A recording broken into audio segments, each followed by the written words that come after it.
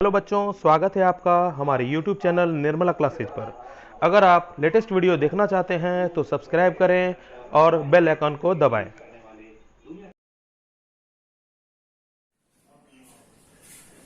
Good morning बच्चों।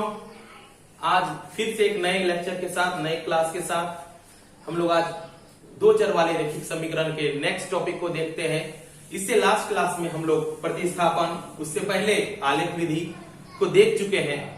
अगर तुम्हें एक्सरसाइज 3.3 में कुछ क्वेश्चन में दिक्कत आया हो तो मुझसे जरूर पूछ सकते हो। तब तक मैं आज एक्सरसाइज एनसीईआरटी का 3.4 स्टार्ट कर रहा हूं। तो कमेंट करो, अगर कुछ भी दिक्कत आ रहा है तो मुझे पर्सनली भी कांटेक्ट कर सकते हो, जो मैंने नंबर लिख रखा है। और अभी तक मेरे YouTube चैनल को सब्सक्राइब नहीं किए हो तो जल्द से जल्द सब्सक्राइब कर दो, जिससे कि तुम्हें सबसे पहले नोटिफिकेशन मिलेगा और मेरे वीडियो को जल्द से जल्द तुम देख पाओगे। और जो भी तुम्हारी सरल भाषा है उसी में मैं कोशिश कर रहा हूं बताने के लिए। और अगर कोई भी दिक्कत आ रही है तो मुझे जरूर बताना। चलो अब स्टार्ट करते हैं। तो चलो स्टार्ट करते हैं। क्वेश्चन नंबर फर्स्ट से देखते हैं। क्वेश्चन नंबर फर्स्ट में यह कहता है कि x plus y equal to 5 and 2x minus 3y equal to 4। इसको हल करिए और x और y का मान बताइए विलोपन विधि से। कहने के लिए तो कह रहा है कि प्रतिस्थापन विधि से भी बताइए, लेकिन हम लोग लास्ट क्लास में प्रतिस्थापन से बहुत सारा सवाल डिस्कस कर लिए। तो चलो विलोपन विधि से बनाने के लिए क्या करते हैं, इसको समीकरण 1 मान लेते हैं और इसको समीकरण 2 मान लेते हैं। मैंने बताया था इससे लास्ट लेक्चर में कि विलोपन विधि कैसे हल किया जाता है। तो सीधी बात है कि x या y के गुणांक से, यानी कि x के पीछे में लिखा हुआ हो या जो y के पीछे में लिखा हुआ हो, उसको ऊपर और नीचे गुना करते हैं। जैसे कि अगर हम इस टर्म से सोचें, समीकरण 2 में जो x का टर्म क्या है 2 से अगर ऊपर गुना करते हैं तो इसी के ऊपर जो पहले समीकरण में x लिखा है उसके पीछे क्या है सर, कुछ नहीं है, नहीं कुछ है तो 1 है, 1 से इसमें गुना करेंगे। ये सभी के लिए ऐसा नहीं है, ठीक है। मैं सोच रहा हूं, हर वक्त मैंने ये बार बार कहा है कि मैं बिगिनर्स के लिए सोच रहा हूं, जो मैथ में थोड़ा वीक है। वीक क्या बोलेंगे, कुछ नहीं, तुरंत वो इंप्रूव कर जाएगा बच्चा। बस जो मैथ शुरू से बना रहा है उससे नहीं बन रहा है, मैं उसके लिए बोल रहा हूं। और तुम लोग जो जान रहे हो अच्छी बात है। अब सोचो, ये जो 2 से इसमें गुना किए, ये 2 सभी में गुना हो जाएगा। क्या हो जाएगा, 2 1 जा 2x, y को होगा तो 2y, 5 2 जा 5 दूनी 10। अब एक को सभी में गुना करो। सर एक से गुना करेंगे तो वही हो जाएगा। हाँ सही बोल रहा बच्चा। अब देखो, जब आवश्यकता हो तो चिन्ह बदल सकता है। आवश्यकता है मुझे, क्योंकि दोनों सेम है और सेम में नहीं करता कि चिन्ह बदलेंगे। प्लस है तो माइनस, अगर माइनस है तो प्लस, प्लस है तो माइनस। ये इससे कट जाएगा, ये प्लस और ये भी प्लस, कहेंगे ये माइनस गायब हो गया। इस माइनस का कोई अर्थ नहीं रह गया। तो 2y एंड 3y क्या हो जाएगा 5y। 10 में से 4 गया 6, y का वैल्यू 6/5, ये y का वैल्यू हुआ। अब y का वैल्यू को किसी एक में, समीकरण 1 या 2 में रखने पर, समीकरण 1 में रखने पर चलो देखते हैं। एक क्या है, x plus y equal to 5। हाँ अब देखो, x का मान नहीं जानते हैं, y का मान तो जानते हैं। ये प्लस उधर जाएगा तो माइनस। अब क्या हो जाएगा 5 माइनस 6/5 डिवाइड बाय 1। एलसीएम क्या आएगा 5 5 5 जब 25 25 होता है, ये 6 क्या हो जाएगा 19/5। ये मेरा x का वैल्यू होगा। इस प्रोसेस के द्वारा भी तुम बना सकते हो। ये क्या है, विलोपन विधि है, ठीक है। इसे लिखो। चलो अब एक और क्वेश्चन इसी से देखते हैं। क्वेश्चन नंबर 3 को देखते हैं। एक का ही थर्ड क्वेश्चन देखते हैं। अब कैसे बनेगा ये सोचते। लिखा हुआ है 3x minus 5y minus 4 equal to 0 और दिया हुआ है 9x equal to 2y plus 7। इसमें क्या करो, सबसे पहले ये कोशिश करो कि अंक को आरएचएस में लिख देंगे और जो चर और अचर है, चर के साथ जो अंक है उसको पीछे नहीं रखने देंगे। तो क्या हो जाएगा, इसको सोचो 3x माइनस 5y, ये प्लस माइनस में उधर जाएगा तो क्या हो जाएगा प्लस, इक्वेशन 1 मान लेंगे। अब इसमें सोचो क्या हो जाएगा 9x प्लस है, अंदर जाएगा क्या हो जाएगा माइनस 2y, ये अंक है इसे यही रहने दो, ठीक है। अब करो, मैंने बोला था कि नीचे वाले अंक को ऊपर में गुना कर देंगे, नीचे में क्या है 9, नीचे में क्या है 9, ऊपर में क्या है 3 है, उसको नीचे, सीधी बात, नीचे वाले अंक को ऊपर में गुना और ऊपर वाले अंक को नीचे में गुना, ठीक है। तो अब क्या हो जाएगा 9 3 जा 27x, 9 5 जा 45y, 9 4 जा 36, अब 3 नमा 27x, 3 दूनी 6y, 3 सते 21। अब सरल करो, सरल करेंगे क्या होगा, ये प्लस है तो क्या हो जाएगा माइनस, माइनस है तो क्या हो जाएगा प्लस, प्लस है तो क्या हो जाएगा माइनस, कैंसिल हो जाएगा। अब इस चिन्ह का वैल्यू रहा नहीं, नीचे में जो है उसी का वैल्यू रहा। अब ये सोचो 45 में से 6 जाएगा 39 बचेगा, प्लस की माइनस, सर जिसका चिन्ह बड़ा होता है ना उसी का, जिसका मान बड़ा होता है उसी का चिन्ह रखते हैं। 6 बड़ा की 45 बड़ा, 45 बड़ा, इसका चिन्ह माइनस। अब इसमें देखो 6 में से 1 गया 5, 3 में से 2 गया 1, चिन्ह कौन सा बड़ा 36 प्लस में, तो y इक्वल टू क्या हो गया 15 बाय माइनस 39, ये y का मान निकल गया। अब y का मान किसी एक में रख दो, चाहे समीकरण 1 हो समीकरण 2 हो, समीकरण 1 में रखने पर, 1 में रखने पर, अब एक क्या है यही है 3x minus 5y equal to 4। अब देखो 3x माइनस 5y की जगह क्या लिखेंगे 15 माइनस, ऊपर या नीचे कहीं भी माइनस लिख सकते हैं, 39 इक्वल टू 4। अब ये सोचो 3x minus minus plus 75 by 39 by 4। अब इसको तुमको सॉल्व करना है, कैसे करेंगे सॉल्व, सॉल्व के लिए बस थोड़ा सा बता देते हैं, ये प्लस है उधर जाएगा तो माइनस, फिर इसको सिंप्लीफाई करना, सरल कर लेना, उसके बाद 3 से भागा दे देना, तो क्या आएगा x का आंसर भी आ जाएगा। मैं तुम्हारे लिए ये छोड़ रहा हूं, चलो पहले इसे लिख लो।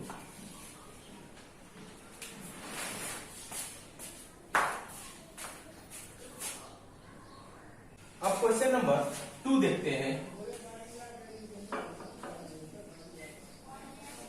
ठीक है। क्वेश्चन नंबर 2 में कहता है कि यदि हम अंश में 1 जोड़ दें और हर में 1 घटा दें तो भिन्न 1 में बदल जाता है। तो पहले मानना पड़ेगा, माना कि भिन्न का अंश बराबर x, भिन्न का हर बराबर y। और भिन्न कहते हैं किसे, समझने के लिए बता रहा हूं मैं, भिन्न होता है अंश बटे हर, भिन्न क्या होता है अंश बटे हर, जिसको x और y के रूप में लिख सकते हैं। अब प्रश्न क्या कहता है, देखो प्रश्न कहता है कि यदि हम अंश में 1 जोड़ दें, अंश में क्या करें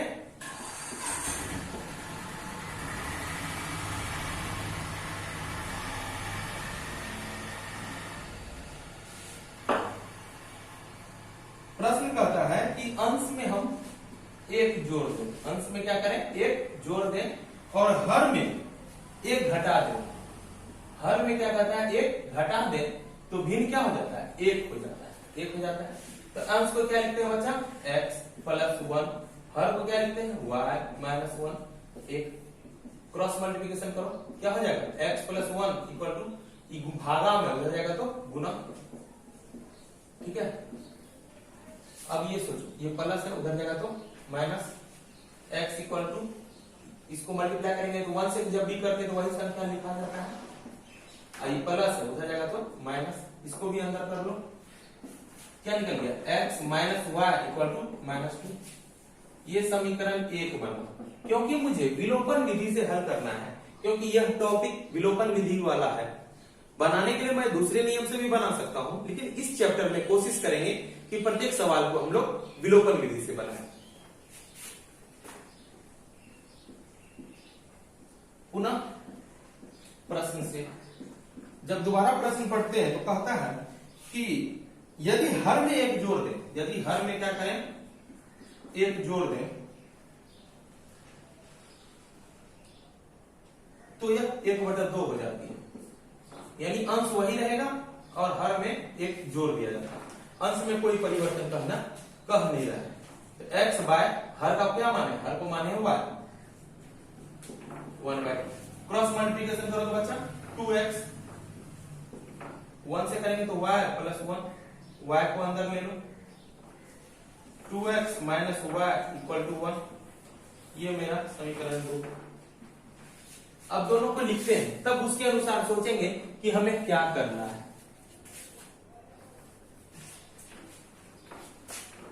समीकरण 1 तथा 2 से, समीकरण 1 तथा 2 से x minus y equal to -2 है कि नहीं, and 2x minus y equal to 1, 2x minus y।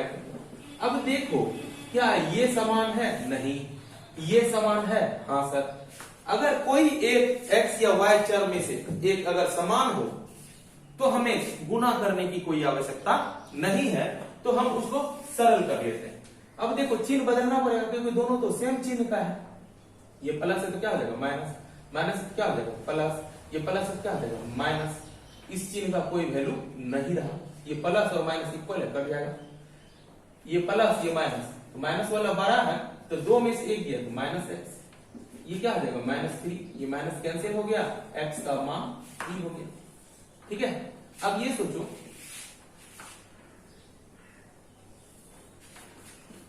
x का मान किसी में भी रख दो, समीकरण 2 में रख दें, चलो 2 में रख देते हैं। 2 में रखने पर x का मान बार 1 में रख देते, इस बार 2 में रख देते हैं। चलो ये है 2x minus y equal to 1, 2x का मान 3 माइनस y इक्वल टू 1, 2 3 जा 6 माइनस y इक्वल टू 1। ये 6 प्लस में उधर जाएगा तो माइनस में, ये -1 minus 6 minus y equal to -5, minus minus cancel, y equal to क्या है 5 है। ठीक है, अब बताओ भिन्न क्या हो जाएगा, भिन्न क्या है, भिन्न हो जाएगा अंश बटा हर होता है ना, x बटा y होता है ना, भिन्न क्या है अंश बटा हर, x क्या है 3/5। ये मेरा प्रॉपर आंसर हुआ। ठीक है, बस देखो हकीकत है, मैं बार बार ये कर रहा हूं, क्वेश्चन को पढ़ो उसी के अनुसार। मैं तो खुद क्वेश्चन ही लिख देता हूं, अंश अंश हर हर जहां भी होता है क्वेश्चन को ही लिखता हूं, और आसान है। जिस क्वेश्चन में क्वेश्चन को में अगर शब्द वाला हो बहुत आसानी से बन जाता है, बस थोड़ा सा समझना है वो उसे किस तरह से ट्रीट करें कि यह आगे बढ़ जाए। एक क्वेश्चन और देखते हैं हम लोग, एक्सरसाइज इसी में क्वेश्चन नंबर 2 का 2 देखते हैं। क्वेश्चन कह रहा है कि 5 वर्ष पूर्व नूरी की आयु सोमू की आयु की 3 गुनी थी, तो मानना पड़ेगा, माना कि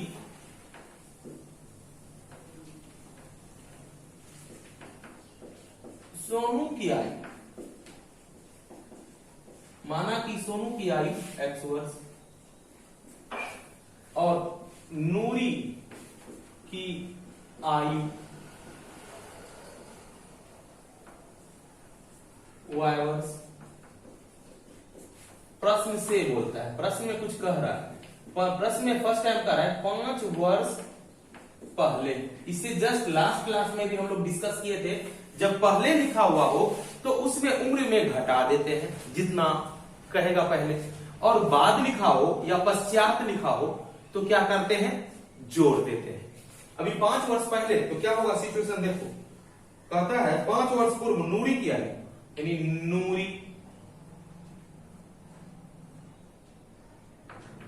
नूरी की आयु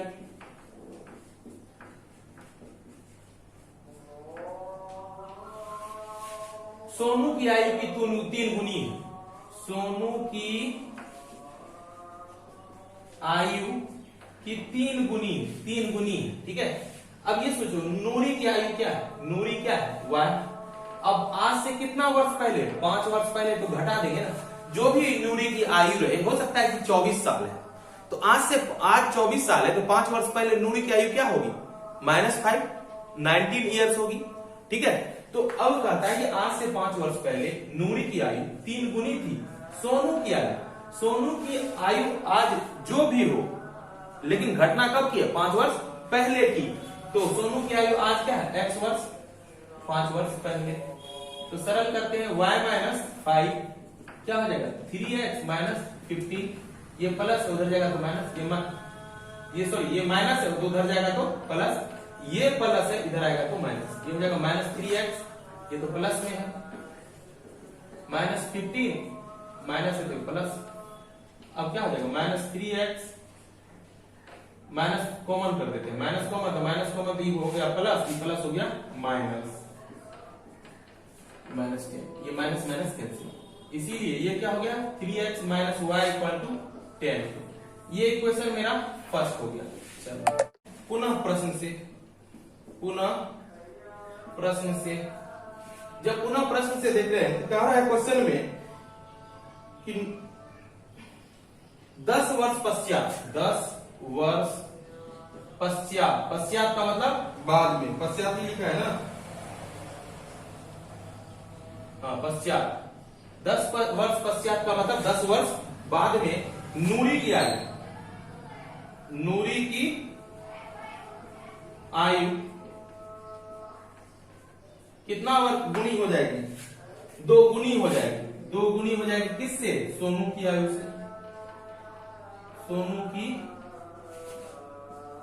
से, अब देखो नूरी क्या है, नूरी की वर्तमान उम्र है वह आज से 10 वर्ष बाद सोच रहा है, तो प्लस, मैंने बोला था कि जब वर्ष को आगे बढ़ाते हैं, 10 वर्ष आगे यानी 2 वर्ष आगे, कभी भी आगे पश्चात या बाद लिखा हो तो प्लस कर देते हैं। अब देखो सोनू का भी तो 10 वर्ष बढ़ जाएगा ना, x प्लस 10, तो क्या हो जाएगा, y plus 10 equal to 2x plus 20, इसको अंदर करो, इसको बाहर करो, तो क्या हो जाएगा, अंदर आने पर ये प्लस है, अंदर आएगा तो माइनस 2x प्लस 1, ये प्लस उधर जाएगा तो माइनस, ये क्या हो जाएगा 20 माइनस 10, इसीलिए -2x plus y equal to 10। इसे भी तुमको इक्वेशन ये 2 हो गया, सॉल्व करना है। सॉल्व इसलिए करना है कि तुम्हें पता चलेगा क्या प्रोसेस तो यही है जो मैंने बताया है, मैं इसे हल कर रहा हूं। हल कहने का मतलब मैंने पहला तो बना दिया, अब दूसरा तीसरा मैं क्या कर रहा हूं, इक्वेशन निकाल रहा हूं। अगर तुमको उसके बाद दिक्कत आएगा तो मैं अगले क्लास में जरूर डिस्कस करूंगा, लेकिन कमेंट करना जरूर कि सर मैं आपने जो इक्वेशन निकाला उसके बाद भी मुझसे सरल नहीं हुआ, तो आप प्लीज बता दीजिए। तो मैं जरूर कोशिश करूंगा सारे क्वेश्चन को अंत तक बता दूं। मैं इसलिए तुमको प्रैक्टिस के लिए मैंने ये छोड़ा है कि कुछ ना कुछ तुम्हें भी तो हेल्प हो जाए, तुम्हें भी तो पता चले कि कैसे सॉल्व किया जाता है। ठीक है, पहले से लिख लो। चलो एक और क्वेश्चन देखते हैं। क्वेश्चन नंबर 2 का 3 देखते हैं। ठीक है, 2 का 3 में क्या कहता है कि 2 अंकों की संख्या, तो मान लेते हैं, माना कि 2 अंकों की संख्या का इकाई अंक x और 2 अंकों की संख्या का दहाई अंक y। अब ये बात उठ रहा है कि सर इकाई दहाई क्यों मान रहे हैं। अब जब मैंने ये बोला कि 2 अंक का है, तो मानो कि जैसे 78 ये 2 अंक का हो गया, 91 2 अंक का हो गया, सर ये 1 अंक का है बच्चा। अगर बताइए ये 3 अंक का है बच्चा, यानी कभी भी होगा तो 2 अंक का मतलब जैसे 38 39 ये 2 अंक का है, तो इसको बोलते हैं इकाई अंक। इकाई अंक और इसको क्या बोलते हैं, दहाई। ठीक है, इकाई दहाई समझ रहा है। दहाई का मतलब होता है कि उस संख्या को 10 से गुना कर देना। जैसे कि अगर हमको इसको रिप्रेजेंट करना होगा, जैसे 2 अंकों की संख्या क्या हो जाएगा, 10y प्लस x। जैसे कि सोचो, जैसे 39 लिया, इसमें क्या होगा 30 प्लस 9, तब ना 39, इसका मतलब 3 गुना 10, और ये हो गया 9 गुना 1 या 9। अगर ये रहता y और ये रहता x, तो 3 को y माने हैं तो 3 को क्या मानना पड़ता है y, और 9 को x माने तो क्या मानना पड़ता है x। क्या हो जाता है 10y प्लस x, वही तो मैंने लिखा, समझ रहे हैं। तो अब बात हुआ कि जब 2 अंकों की संख्या रहेगा तो ये, अब अंक पलटने पर हो सकता है कि अंक पलट जाए। अंक पलटने पर 2 अंकों की संख्या क्या हो जाएगा, अंक पलटने का मतलब जैसे 39 है ना, ये हो जाएगा 93, अंक पलट गया, ये यहां आ गया और ये यहां आ गया, तो यानी 10x प्लस y, यानी x वाला y की जगह पे और y वाला x की जगह पे आ गया। अब प्रश्न पढ़ते हैं। अब क्या करते हैं, प्रश्न से, प्रश्न कहता क्या है, देखो प्रश्न कहता है कि 2 अंकों की संख्या का योग 9 है। अंक यही है ना, 2 अंकों की संख्या का योग, संख्या का योग 9 है। तो अंक क्या है, x and y equal to 9। ये हो गया मेरा समीकरण।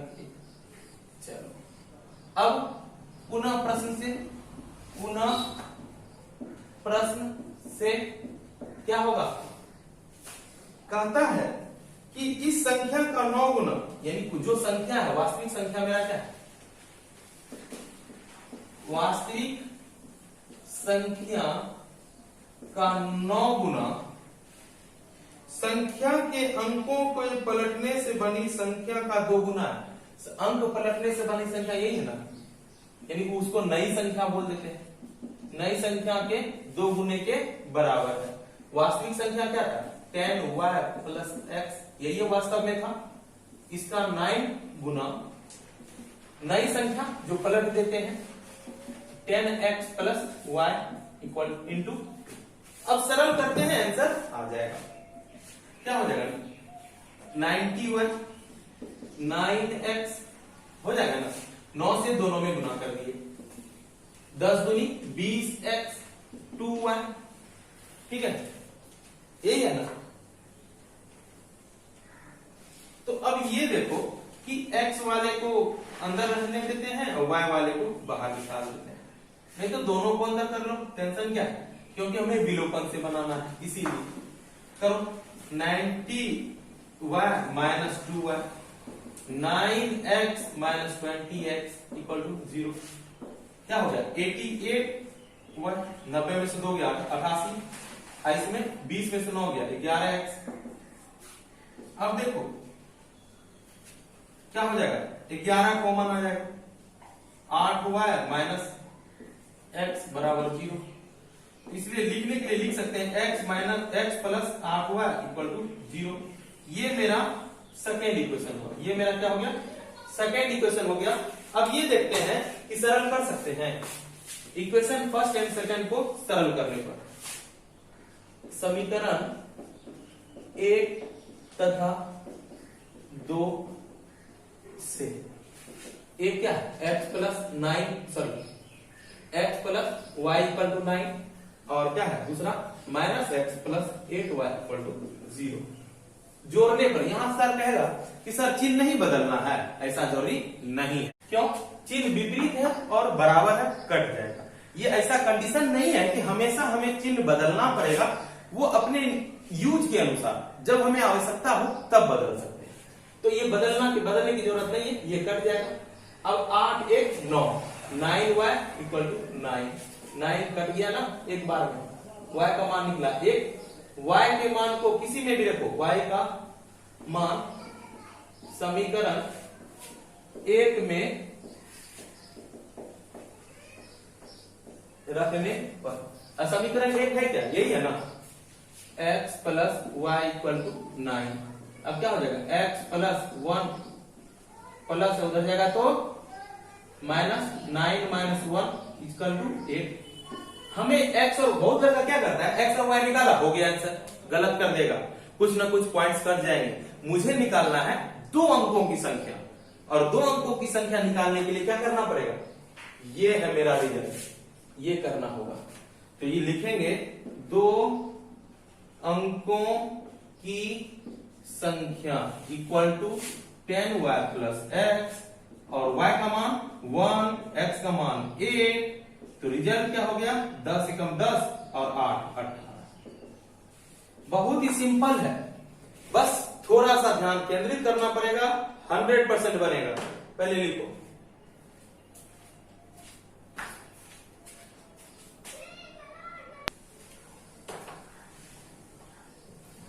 चलो एक और क्वेश्चन देखते हैं। क्वेश्चन नंबर 2 का 4 देखते हैं।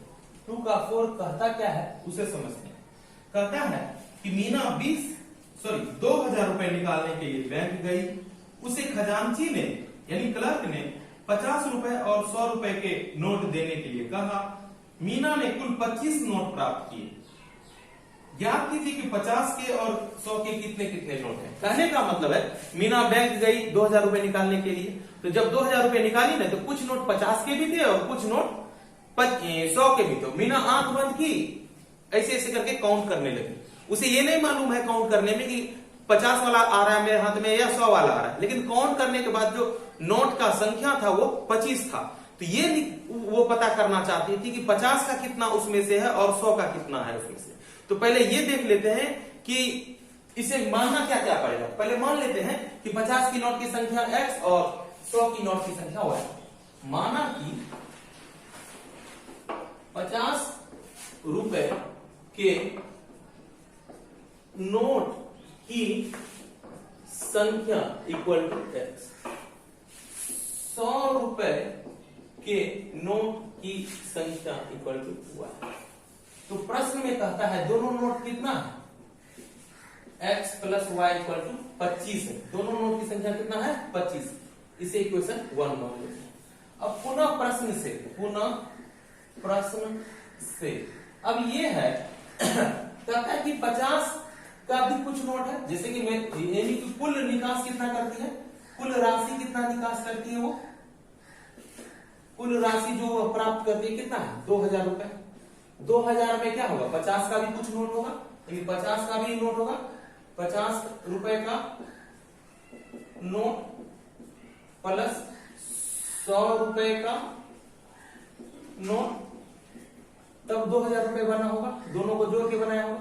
सपोज 50 का अगर 4 है और 100 का कुछ भी है, तो दोनों को जोड़ के होना चाहिए। तो 50 गुना 4 200 हो गया। तो अभी यहां पर 50 का कितना नोट है, 50 का नोट है x, तो गुना करेंगे x से। 100 का कितना है y, तो क्या हो गया 2000। तो हम इसको कर देते हैं 50 कॉमन, तो क्या हो गया x 50 गुनी 100 y 2000 रुपए है ना, काटते हैं 40। अब ये निकल गया समीकरण मेरा 2, x प्लस 2 इक्वल टू 40। अब ये जो समीकरण 2 है और समीकरण 1 विलोपन विधि से हल होना चाहिए। मुझे विश्वास है तुम लोग कर लेगा और यही आंसर होगा।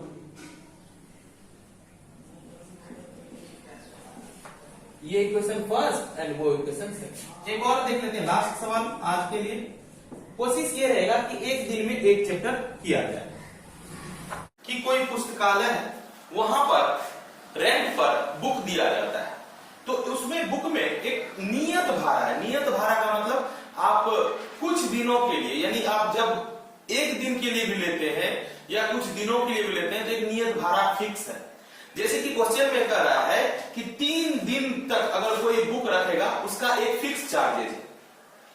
अगर वह बुक 3 दिन ना रख के एक दिन में ही लौटा देता है, फिर भी उसे 3 दिन के ही चार्जेज लगेंगे। कहने का मतलब है कि कोई व्यक्ति अगर बुक लेता है उससे एक फिक्स चार्ज लिया जाएगा, चाहे वो 1 घंटे के बाद बुक रिटर्न कर दे या 3 दिनों तक वो रखे। अगर वह 3 दिन से ज्यादा बुक रखता है तो उस जितने दिनों तक वो ज्यादा रखेगा प्रतिदिन के हिसाब से कुछ चार्जेस लगेंगे। तो कहने का मतलब है यहां दो तरह की बातें हो रही है। तो मानेंगे कि माना कि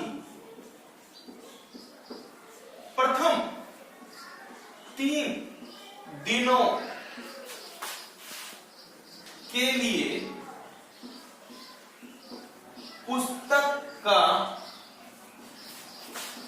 किराया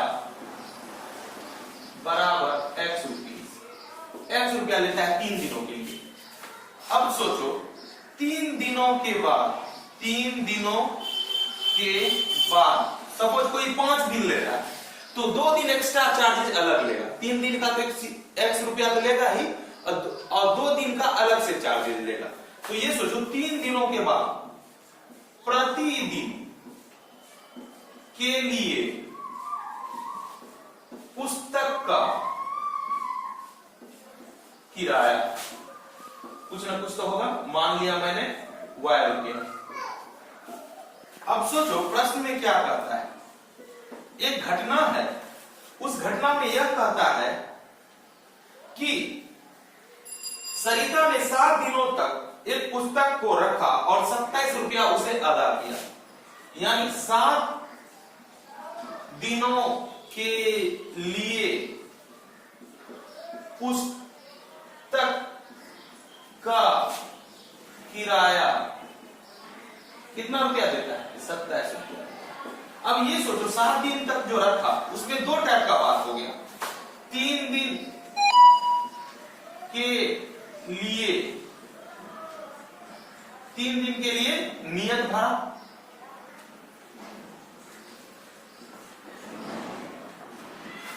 प्लस अगले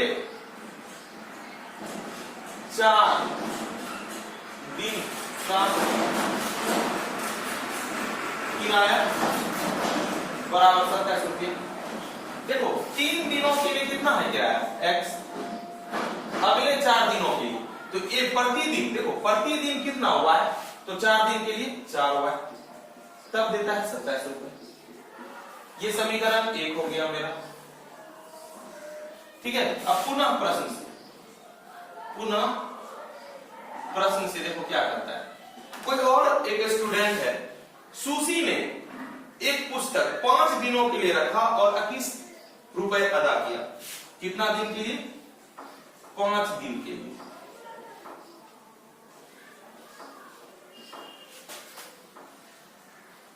पुस्तक का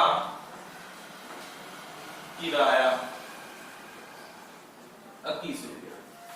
ठीक है, अब ये सोचो 5 दिन के लिए 21 रुपया किराया है तो मैंने अभी बताया था 3 दिन का किराया, क्योंकि 3 दिन के लिए तो फिक्स है। आप 3 दिन रखिए या उससे कम रखिए, उसका फिक्स लेगा कितना? 3 दिन के लिए x रुपया। एक्स्ट्रा कितना दिन बच गया? 3 दिन इधर, टोटल कितना है? 5 दिन। 2 दिन का किराया बराबर 21 रुपया। अब ये सोचो 3 दिन के लिए किराया कितना है? 3 दिनों के लिए पुस्तक का किराया x। अब 2 दिन के लिए, प्रतिदिन के लिए y तो 2 दिन के लिए 2y बराबर 21। अब थोड़ा सा सोचो अपने से, ये इक्वेशन 2 हो गया और ये इक्वेशन 1 है। क्या तुम सॉल्व नहीं कर सकते हो? तो सॉल्व करके देखना, अगर नहीं होगा तो हम हेल्प जरूर करेंगे।